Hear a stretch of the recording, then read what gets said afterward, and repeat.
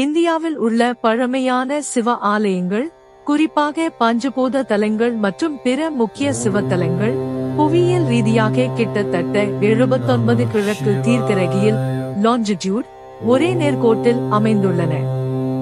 இந்த நேர்கோடு சிவசக்தி அக்ஷரேகா என்று அழைக்கப்படுகிறது. ஒரே நேர்கோட்டில் அமைந்துள்ளதாக கருதப்படும் 8 முக்கிய சிவத்தலங்கள். கேதார்நாத் கோயில் உத்தரகாண்ட் இமயமலையில் அமைந்துள்ள 12 ஜோதிர்லிங்கங்களில் ஒன்று. காளேஸ்வரம் கோயில் தெலுங்கானா.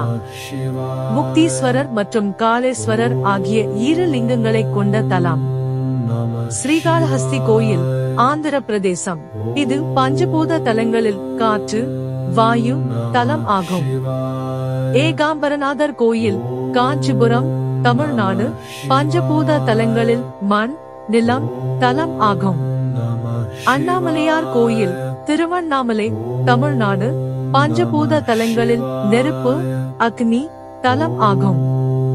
திருவானைக்காவல் ஜம்புகேஸ்வரர் கோயில் திருச்சி தமிழ்நாடு. பஞ்சபூத தலங்களில் நீர் தலம் ஆகும். நடராசர் கோயில் சிதம்பரம் தமிழ்நாடு. சோகஸ்மேலி பஞ்சபூத தலங்களில் ஆகாயம் தலம் ஆகும்.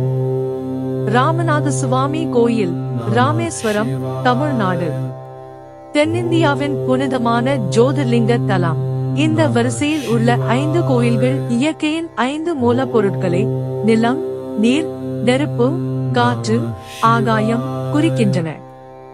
நவீன தொழில்நுட்பங்கள் இல்லாத காலத்திலேயே சுமார் 2400 கிலோமீட்டர் தூரம் வரை இக்கோயில்கள் துல்லியமாக நேர்கோட்டில் அமைக்கப்பட்டது இன்றும் ஒரு வியக்கத்தக்க ஆன்மீக மற்றும் அறிவியல் மர்மமாக உள்ளது.